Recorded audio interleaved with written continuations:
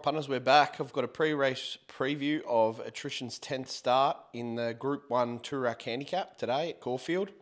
1600 metres handicap race. So I'll pick up from where we left off. So last start in the Underwood Stakes Group 1 at Caulfield. Attrition didn't really put in when he come off the bridle. For probably the first time we've seen that. He just was really plain. So we've checked him over. He's had 3 weeks between runs for a freshen, and can't fault the horse. All reports back from the yard are really positive, so we've got to write it off at the moment, just a one-off. Maybe he had his mind on other things. He's still a colt, so he might have been had his mind elsewhere on the day. That's what we're hoping for. He's been eating well. His bloods are good. He's sound. He's worked well. The horse looks amazing. He looks like a horse that's come into his peak for his grand final day, and this is what this is. So the Toorak was always in the back of our mind. If we couldn't win a race early in the prep, then the Toorak was always there because, you know, his rating's still relatively low for the talent that we think that he has. So he gets into this field carrying 54 kilos. The first time he's carried 54 kilos in his career.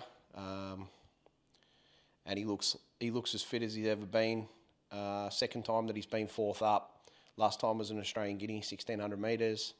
He's run twice at the mile, run second both times in the Australian Guineas and the Fan.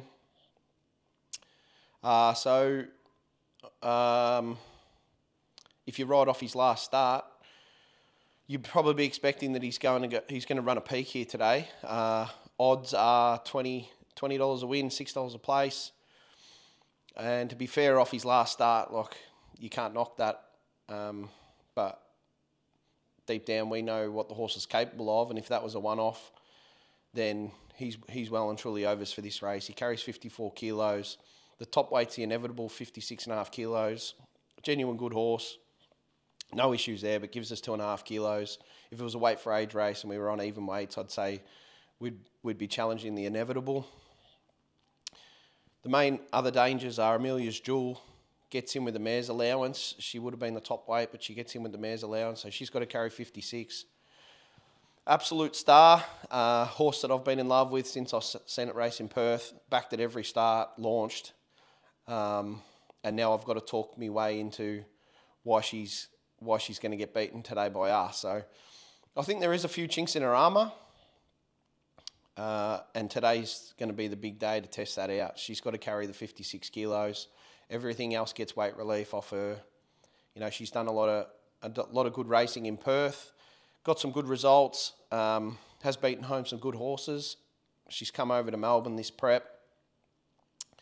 And running mares grade predominantly, where she's clearly been above those fields. She broke a track record at Moonee Valley last start.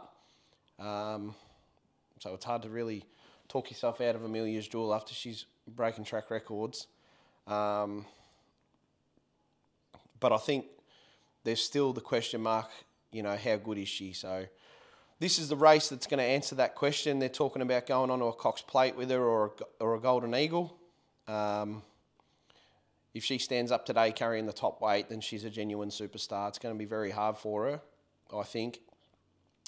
And we're going to find out. So the other danger in the race is Antino, I think, drawn very wide, but going to go to the front. I think we've got a kilo relief on that horse. Had some good results, but again, stepping up to a Group 1 class and carrying relatively high weight compared to the field. So there's a couple of horses down the bottom that get in with pretty good weight relief. But they're going to have to run above themselves as well. So really interesting race for me.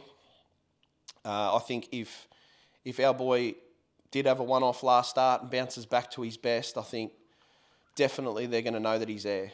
I expect him to be really strong at the finish, and I wouldn't be surprised if he won this race, to be honest. Might be wishful thinking, owner's tips, but from what I've seen of his career, like, he's well and truly up to this class. He gets 2 kilos off his back We've drawn barrier 10. We're going to get on a good 4. So, yeah, I'm expecting him to go to a new level today, really stamp his authority, and hopefully if we can get over the top of Amelia's Jewel, then, you know, we'll be beside ourselves. If we run second to Amelia's Jewel and she's a superstar, we'll still be pretty happy with that result, and we'll either make a decision after this race whether to go to the paddock or push on for one more, but this is well and truly his grand final. As I said, we've drawn barrier 10. We'll be positive enough from the gate. We don't have any option about that. We've got to put him close to the speed, or else we're going to get too far back in the run and not compete. So I'm expecting him to be rode positively from the barrier. Amelia's Jewel's drawn barrier 12, so I think she could be outside us or behind us. And I really could see when they get to the top of the straight, if they go quick enough and the midfield and back markers are peeling off, making their runs home, it could really turn into a battle of attrition between us and Amelia's Jewel. I'm having flashbacks of the Australian Guineas and Legato popping out over the top of us at the last minute, and, you know, there's every chance that could happen again today. So I think if he gets an economical run and gets cover and gets, you know, close enough to the rail, I think it'll be very hard for anything to go past him, to be honest. I do have a very high opinion of the horse, and I think that he's just waiting for his day, so this could be it. So it's a good day of racing on the owners front. So it's Caulfield Guineas Day, big day at Caulfield, probably the best day that you have in the spring. That and Derby Day for me, they're the two big days. So Caulfield Guineas Day, we've got the Toorak at Caulfield, and in Sydney they've got the Golden Eagle, the Silver Eagle and the Everest today. So really good day of punting, really good day of watching. We'll be in the members at Caulfield, made the switch to the members last start, and really good facilities, really happy with what they've got available in there. If I had to say, I think the Caulfield owners area has a lot to be desired compared to Moonee Valley and Flemington, so won't be making my way into the owners lounge today, but members are really good facilities and really looking forward to it, so should be a good day. Wish him luck. I hope he's not playing again, or else he'll be slammed in the paddock, and just hope that we haven't lost the horse at this stage. So we're pretty flat last start. Just really looking for him to bounce back, and to be honest, if he bounces back, they're going to well and truly know that he's there, so it's going to be really exciting if he's in the finish. Wish him luck. I hope you get a bet on. Hope he returns some big coin for you. If you've had a bet every start, I've got a lot of friends and family that have had a bet every start, and they're all complaining about losing all their money. It's just got that feeling today, if you jump off, you're going to be sore. So load up. 20s, you don't have to have a lot on. If he wins, we'll be going crazy. I've tried to reach you, but you close your mind. So much to say, the words are hard to find. You're running out of stamina, I see it in your eyes. Let me be your light, we can reignite like fireflies. Whenever you can't sleep at night, I'll be the one that would hold you tight. Whatever emptiness inside, I feel it up, make it feel alright. Cause I'm never giving up on you. Cause I'm never giving up on you. I know each time is worth the fight. I'll be around till you be alright.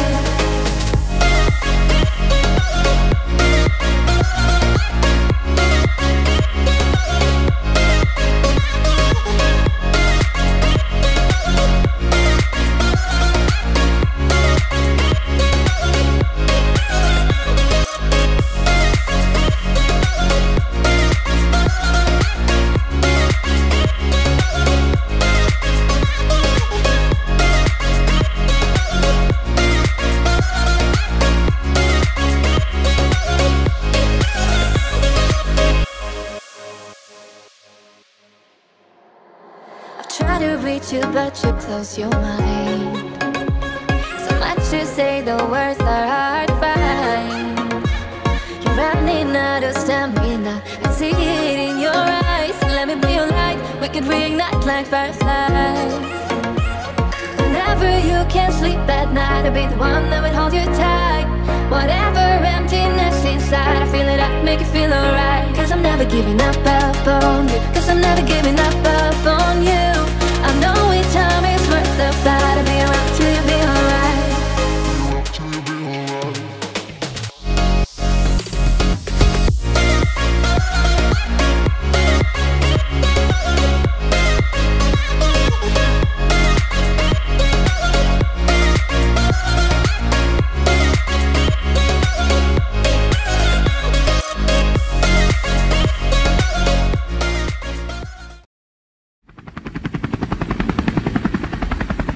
designated barrier 3.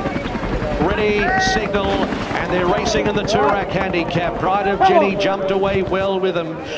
Deeper Amenable and also Pounding, and Ironclad up on the inside. Charterhouse not far away. Attrition's 3 and 4 deep looking for a position. Amelia's Jewels with him. Pinstriped and Corner Pocket midfield, and Savannah Cloud is pushing up. Pride of Jenny went to the front, 1,200 metres to go by 2 lengths. Amenable, who's nice and close. A length away, Ironclad here to shock, and Savannah Cloud firing around them. Attrition follows it. Then Charterhouse, and next in the field is Pounding. A length Amelia's Jewel midfield. Corner Pocket Pinstripe. Then Antino, 2 lengths Bel Toro, See You in Heaven.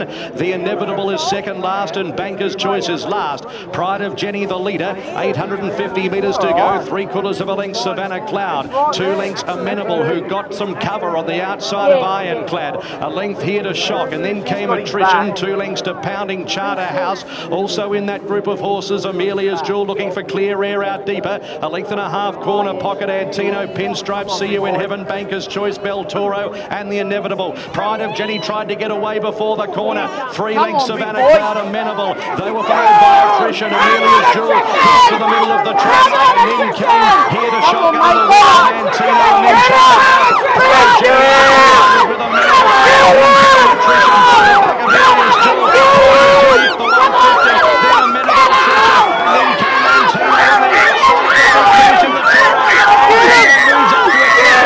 outside.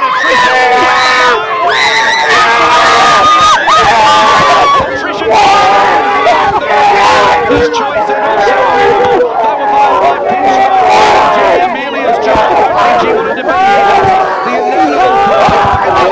See You in Heaven, Bel Toro, here to shock Charter at the top of the field. It's a photo of Attrition wins. Number 4, Mitch Friedman. Look at the scenes there. Hayne will be there in a minute. And for Bo Merton's, of course, his dear father, Peter, who we all really loved. Passed away quite recently, but this is huge, isn't it? This is huge on an incredible day. Hayne, I'll go down to you. Well, Mitch, that was just simply incredible. I watched you watching your horse, and then you just enjoy this. I'll come to you in a moment. This is, I guess, Bruce, what we were talking about earlier. It's so much hard work, so many years of thinking. It's to this moment where you shared the journey with you, surrounded by people that hope that this is what happens. Mitch, congratulations, you're a Group 1 trainer. How good. Unbelievable. What a ride from Bo. A great effort from the team. And everyone takes a massive part in it, and this is what we get up in the morning to do. And I've had, I think, 3 seconds in Group 1s before today, and I was just willing him to get over the line because we've been nutted closely a few times, but we always knew he was up to the level. It was very disappointing last start, but back to handicap, aided by a brilliant ride by a jockey that's well and truly on the rise, and yeah, how good. So take us through what you thought might happen today in this race. Well, I've been drinking water all day. I've got to run a marathon tomorrow, so... Melbourne Marathon? Yeah. We might have to reassess. The celebrations might have to be tomorrow, but how good. Yeah, it just worked out perfect. We knew we had to take the bull by the horns today. We went back the other day, and he was just never got into the race, lost sight of the bunny. We knew we had to be positive and put him into a spot, and what a lovely ride from Bo. But it goes back to all the rides. Like you see when Here to Shock was trying to edge away from the fence there, he's finally got that strength to hold him in, and he was able to make the race his own. This little one yours in the Colin McKenna silk? yeah, he's had a tumble down the stairs this week. He's got a couple of black eyes, but yeah, he loves the racing. He was a bit disappointed Benny Mellon wasn't on today, but we'll take Bo, and yeah, he loves it. So he's wearing the colours well. Group 1 trainer, Group 1 jockey. Congratulations. Thank you. Third, we stand by Group 1. It's what an amazing feeling. Oh, Charlotte, it's unbelievable. Like I just said to you then, so much work goes into days like these, and to do it for Mitch and these connections and this owner, it's such a big privilege. Like I was saying, so much work goes behind the scenes, and I can't thank my friends, family, my mentor and coach Hayden enough to help me plan this, and again, my beautiful fiancée Hayley, she's been with me there through the ups and downs, and she knows the wild ride racing is, so it's just very emotional. I can't imagine what Mitch is feeling right now as well. You go back and celebrate. That's a great milestone for you in your career. Well done. Thank you. That is amazing. So what a moment, eh? What a moment, what a day. It was, as Mitch Freedman said, a fantastic ride. And it was Blake Shin, Katie. It was Blake Shin that got up alongside of him. One of the modern day greats. And Bo went stride for stride. Here he is. He gets 3 off in the McKenna colours. And now Shin's about to go to him. Yeah, but he had so much confidence in his horse, and he just was able to just nurse him along and get him over the edge. And there is no better feeling in the world than winning a Group 1. And Bo will be feeling absolutely tickle pink right now. Both very promising horses. The winner's a stallion, so that's huge for him. Bo Mertens joins us, who's now a Group 1 winning jockey. He gets it done aboard Attrition in the Toorak. Just let that phrase wash over you for a moment, for everything you've done in your career and your family's time in racing. What's it mean? Oh, mate, it's well, I don't really get emotional often, but obviously with Dad's passing earlier in the year, all he wanted to do was see me ride a Group 1 winner, so to come out and do it this spring, it's unfortunate he can't be here, but I know he was riding with me every step of the way today. The stats don't lie. You're in good form at the moment. Did you come here today putting Attrition's spring to one side? Did you feel like, well, I'm the man most capable because I'm riding as good as I have? Definitely, I've got a lot of confidence at the moment, and the last 8 or 9 months, so I've took it on a new coach and mentor, Hayden Byrne, and he's done a tremendous job teaching me and coaching me throughout this whole time leading up into this moment, and we put a lot of work into this race, including Mitch Freeman and the connections, and I fought hard for the ride, and I was super excited to get on it. But yeah, all the backstory of all the help that I can get to get here, and as I said to Charlotte, friends, family, mum and everyone, they'd be so proud watching, and my beautiful fiancée Hayley, I couldn't do it without her. She's seen the emotional roller coaster that racing brings, and getting taken off horses and put back on, and it's just a tremendous feeling to be able to do them all proud. Explain the pathway to victory for us. Toorak Handicaps are a feast for the eyes for us on our side of things, but for you in amongst the race, if Attrition was going to win, it was probably always going to look like that, where he was going to be coming late back from the test in the Underwood. Explain the victory. Yeah, well, we just knew he put in a bit of an off run. The horse has got a tremendous amount of ability, and like I said, we chased hard to get on this horse because we knew he could bounce back, and Mitch has done an incredible job with him, so has the team, and just to get him back to a moment like this and win a race like this, it's a substantial effort. Oh, a special moment. Well done, it's so well deserved. Thank you so much, Nige.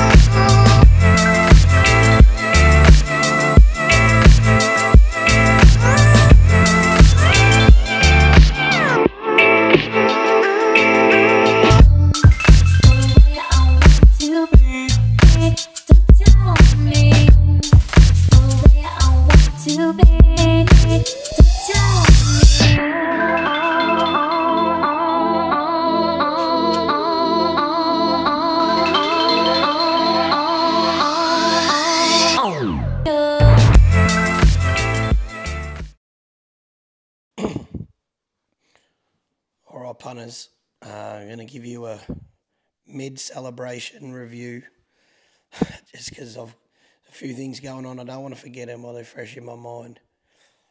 So we've won a Group 1.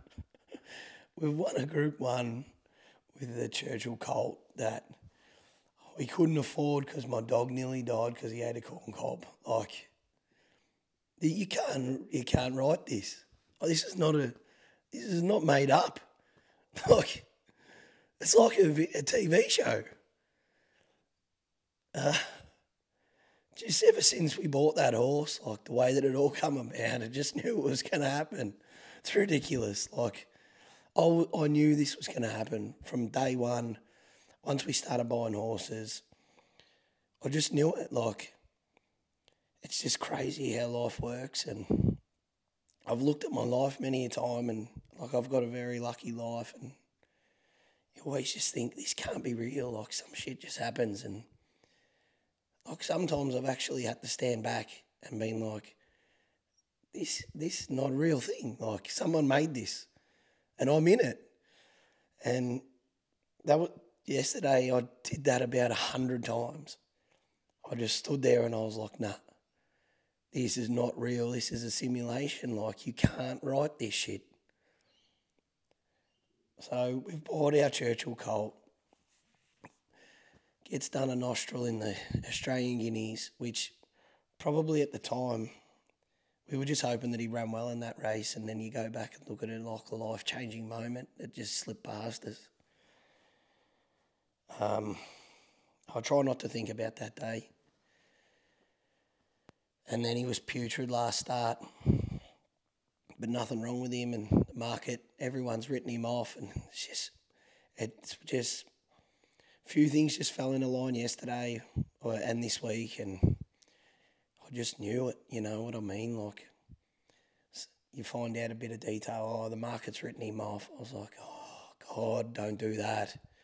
All the boys at work, you know, this horse has costed me a fortune. I've backed it every start. Goes up 20 to 1, and they take, I hope not. I hope they did. I hope they made money, boys. I hope you made some money, but I wouldn't be surprised if I rocked up at work on Monday and they've all binned him because he was at 20s and he was flat last start. I mean, you go back and have a look at that fee and run. Even Jane Ivel binned him, I think. I went and spoke to her straight after the race because I didn't hear the pick of the yard, and I know she's got a crush on him. And she said Amelia's Jewel was the pick. And to be fair, I said, yeah, same as the punters, like they're off him, you know.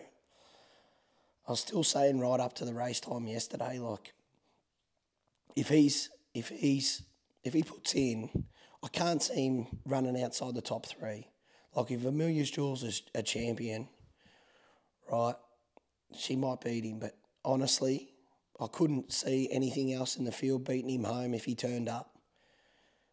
And he turned up and he ran like he ran every start. You know, like he just works and tries. He's just such a good horse. And he had a flat one last start, but if you look back at all his starts, you know, his record could be completely different. Like his 2-year-old run in Adelaide, he could have won that with a bit of different luck. He wins that race. Then he comes back as a 3-year-old, wins first up, goes to Geelong, benchmark 64, which is our last win, mind you. The last winner's room we were in at Geelong in a 64. And I was being so arrogant. I just thought, we are too good for this. This horse, not even going to get his hoofs dirty in Geelong. We'll never be back here. Maybe with another one, maybe with Perdition one day, hopefully. But not him. He's better than this. So he wins that race, goes to a CSAs. He was unlucky there. I'm telling you, go back and watch all the replays. He was unlucky in the CSAs. He wins that race.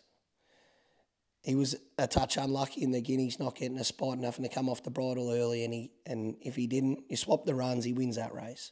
You make an argument for this. Go back and watch the replays. I'm not romanticising it. 1400 first up this prep. Yeah, it was a bit too quick for him. Mr. Brightside's definitely a good horse, and I don't know if we're as good as him. So 100% we lose that race. Then he goes to a Fiend second up and absolutely motors home. Like, you run that race again, you put him in pinstripe spot coming around the corner, he wins that race. So I don't know at this point how many races he's won. And then he puts his Underwood effort was putrid. Just didn't turn up. Simple as that. Forget it. And then he goes up 30 to 1. I don't know what he ran across the line yesterday, 38 to 1, but it was just crazy odds. Like, the horse, he's the best horse in the field. Yeah, maybe not Amelia's Jewel, but for me, the best horse in the field. He gets 54 kilos on his back. He was always going to be hard to beat if he turned up. And he turned up, and, I mean, this replay, it's ridiculous. I don't know how we started celebrating the win, because I watch the replay now and I think he gets beat. Like, I keep watching, it's a hard watch, and I know what the outcome is. I know he wins the race, and I still think he's done. At the 50, he's done. Antino come over the top of him, and he just didn't quit. He's got no quit in him, mate. He's just tough. And Antino, like, all power to him. He's a good horse, 100%. And then he just weakened just before the line. You could see it. And we must have picked up on that in the mounting yard, because we just started going ballistic. So, like,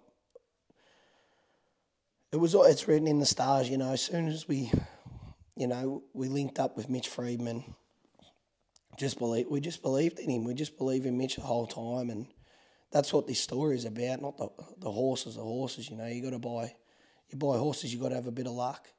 Mitch does his own bloodstock work and picks all the horses himself.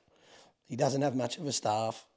He's on a shoestring budget. He goes and picks all the horses himself, does his own bloodstock work, rides all the work, and trains all the horses. And he's the trainer that hasn't won a Group 1. His strike rate in Group 1s is ridiculous for a trainer that hasn't won a Group 1. So we just knew that we just had to keep going back to Mitch, and he was eventually going to get it done. And, you know, we wanted to be there for Mitch's first one, you know, and be part of the history. And we knew it was going to happen. I knew it was his horse. And then you find out that Ben Mellum can't ride 54, and you chuck Bo Mertens on. And I asked the question, has Bo Mertens ever won a Group 1? No. I was like, this is it. This is it.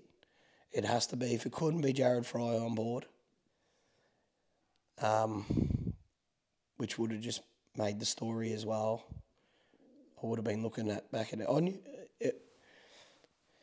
Bo Mertens' a story. He hasn't won a Group 1. I just knew it. As soon as we put him on, I was like, this is it. This is it. This is the day. We're going to win a Group 1. And then, yeah, it was crazy. It was just absolutely crazy scene. So we're mid-celebration now. Went down in the winner's room. Last race of the day as well, so they can't kick you out. So we drank all their champagne, and then the bloke started sweeping up all the tables and sweeping up our feet. So we figured we better leave. It was like a dream.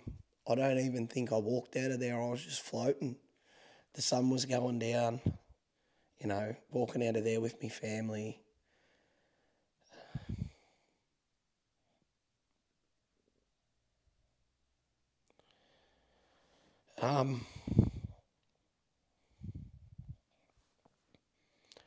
So after the race, I'll try and paint you the picture. We went into the city, a place called Cicconi's or Ciccioni's, an Italian restaurant. I don't know how to say it. And it was everything that I thought it was going to be. I walked in there. I nearly didn't fit in the door. I was that big. We had tables set up on the other side of the room from all the peasants. And we had the Toorak Cup, the Toorak Handicap Cup on the table. And just champagne, wall to wall. There was just bottles of champagne everywhere. I think we ended up giving some back in the end, half full. I was like half drinking bottles of champagne, just leaving them in the corner. And it was just amazing. The cup was getting handed around. Everyone's having a drink out of it. Like, it was ridiculous. Everyone was trying to peek through the window at what we were doing. Oh, it was the best, mate. Then we drove back out to Werribee, you know. Oh, wall-to-wall champagne, steak. Like, there was plates of steak on the table everywhere, like popcorn, just getting handed out left, right and centre at the end of the day, end of the night. I asked the waiter what the steak was and you know how much it cost. And he said, oh, they're $260 a plate. And there was like 20 of these things floating around. Oh, it was the best. Cocktails. So I'm going to give Sicconis or Cicconis a bit of a pump up. 3 things. Mate, I'm telling you, I didn't even know about this place. You have to go to this joint. The first one, entree. Whatever those Moreton Bay bugs were. Oh, my God. That's nearly one of the best things I've ever eaten. That's entree. I had 2 of these things. Oh, I nearly melted. Unbelievable.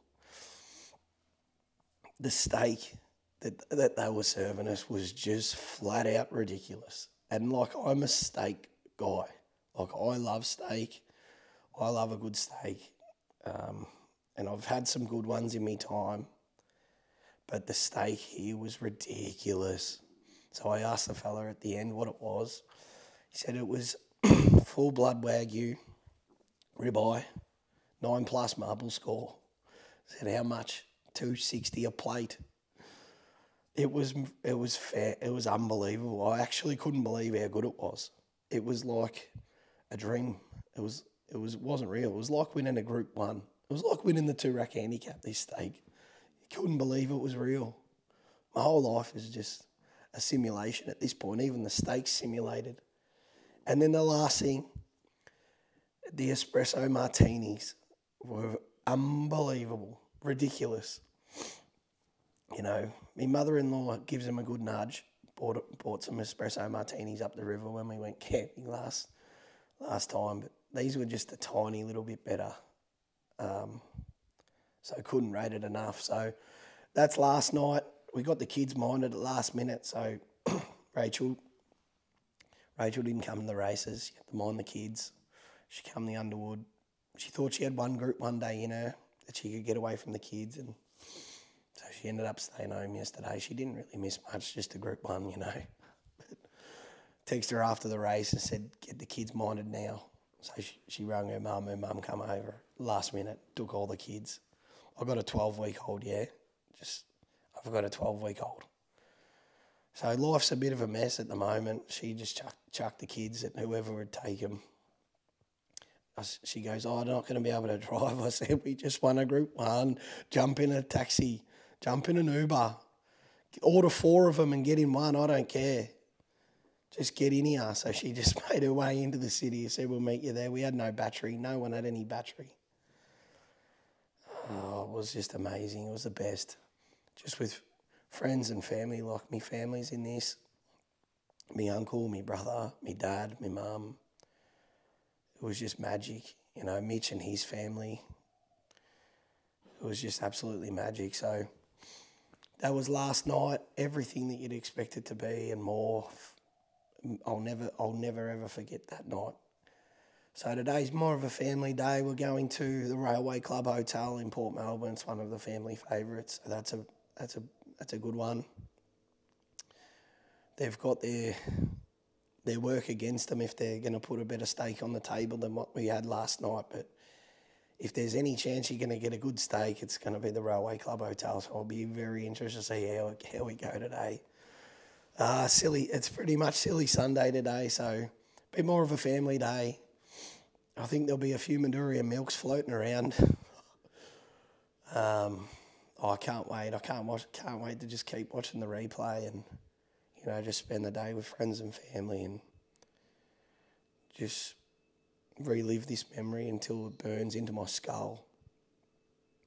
Never forget this. Toorak Handicap, yeah. Caulfield Guineas Day.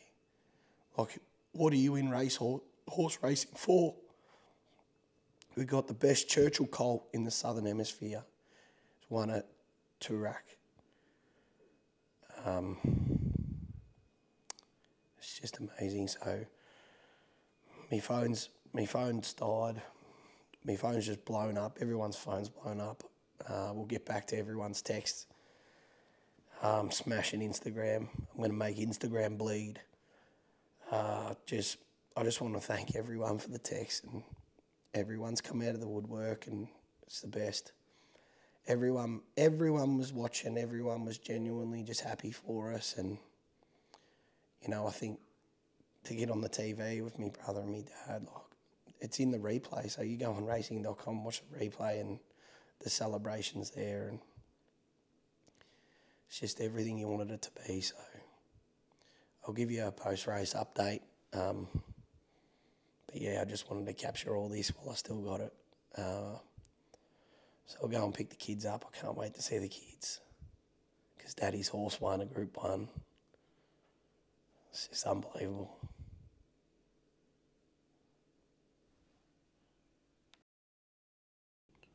All right, punters, we're back.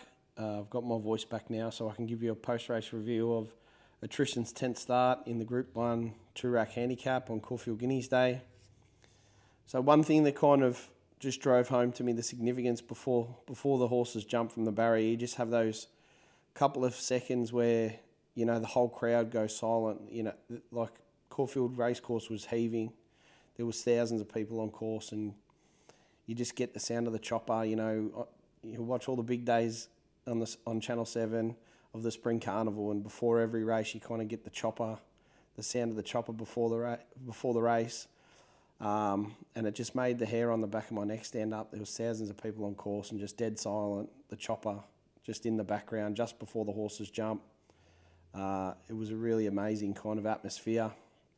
I can only really liken it to Anzac Day. If you've ever been to Anzac Day at the G, probably not to the same extent, but it definitely has that special feeling about it, that something significant about to just happen. Yeah, so that was that part of it. The ride, just want to give a shout out. I owe you a beer to Bo Merton's mentor, Hayden. Bo said after the race that his form guy, Hayden, said that, you know, it'll probably blunt Attrition's talent, but, you know, you're going to have to go forward on him. You're going to have to be prominent in the race. He said you have to be inside the first 8 runners or else you can't win. And that's exactly where Bo put him. You know, he jumped even from the barrier and Bo gave him a squeeze and he ended up in a forward position, probably in the top 12. And then also I'll be to the owners of Savannah Cloud, because Savannah Cloud was kind of cast wide with no cover and kind of had to bite the bullet and go forward. And Bo used Savannah Cloud as cover to kind of tow himself another few positions up in the race. So we ended up in about the front 6. And then there was a period where he kind of got, he lost his cover. So we were 3 wide with no cover, and Bo kind of just tried to tuck him in to the inside pack as best he could. But I was having real flashbacks of the Australian Guineas and, you know, going 3 wide with no cover and just running out of steam right at the end of the race, and Legato coming over the top of us. And you'll never guess, but Amelia's Jewel was sitting on our back. So when he got to the top of the straight, I was ready to watch a car accident. I thought he was going to hit the front and she was going to come over the top of him. But in the end, that didn't happen. Antino loomed up outside him, was absolutely flying. At about the 50, I think Antino stuck his head in front of him, and I probably thought it was over at that point, and then the horse just knuckled down and got back into his work and stuck his head out at the right time. We ended up winning by about half a head or something like that, but it was just amazing, just true determination from the horse to just rally again, and you could see that he just wanted to find the line. He wanted to win that race, and yeah, it was just an amazing ride from Bo Mertens to win his first Group 1. So I owe Bo a beer. I owe his mentor Hayden a beer. The training for performance from Mitch, I owe Mitch a beer. If you go back and look at all this horse's starts, it's just been textbook. Like, this horse has peaked and gone to a new peak every time he's come out, every time he's ran. He's gone to a new level. It's just been a phenomenal training performance by Mitch, in my opinion. You know, he's having a 4 or 5 start prep, and every start that he has, he just gets better. So yeah, fantastic performance from Mitch Freedman to win his first Group 1. Another bloke I owe a beer to is Harry Perks. when we first bought the horse and Mitch kind of said, oh, you know, it's from Mill Park started and Harry Perks bred it, I kind of thought, like, who cares? Like, what does that mean? Who cares? Who breeds it? But then I went and did a little bit of research. I'm not going to go into detail. If you really want an eye opener, go and Google search Harry Perks. But this guy's at a point now where someone needs to nearly take his brain out and put it in a jar. Like, he's just breeding stakes winners after stakes winners. It's just absolutely phenomenal what he's doing. So Harry Perks, one day if we ever meet, I owe you a beer too. Yeah. So after the race, onwards to the Golden Eagle, I think is the next target. It's a once in a lifetime chance. Restricted 4-year-old race, 1,500 metres in Sydney. The prize money for the race is $10 million in total. Winner is $5.5 million. So it's one of the richest races in Australia and probably rivals the Everest once you take out the slot holders cut for prize money. So it's a really exciting opportunity to run for $5.5 million. I think second place is $2 million, third place is $1 million. So it's just a massive, massive prize money race, and to even have a runner in it, you'd be pretty excited. But I honestly think that he'll be right up the pointy end of that field. There's going to be a few good horses go there, but you know, now that he's won the Toorak, I can kind of say my opinion, because he has franked my opinion that I think he's probably the best 4-year-old in the country at this point. And I think he's only going to furnish more than what he already has. I still think there's a little bit of development. And if you go back and look at the last two Golden Eagles, the last two Golden Eagle winners came out of the Toorak. I Wish I Win. And the year before, I'm Thunderstruck won the Toorak. So he's coming out of the right form race. It's very, very exciting. I think he'll be very hard to beat in that race. And I think this is just the start of his weight for age career. You know, it's a 4-year-old year. We had the handicap available to us to get in, which was fantastic. We've taken advantage of that. He's won his Group 1 now, and I think he's going to just continue to furnish and become a really, really, really strong weight for age horse in this country. I think when he comes back at 5, it's going to be a completely different scenario. I think he'll be winning some weight for age Group 1s. In his 5-year-old year and his 6-year-old year. And then he also, in the background, there's the potential of a stud deal, which is also extremely exciting.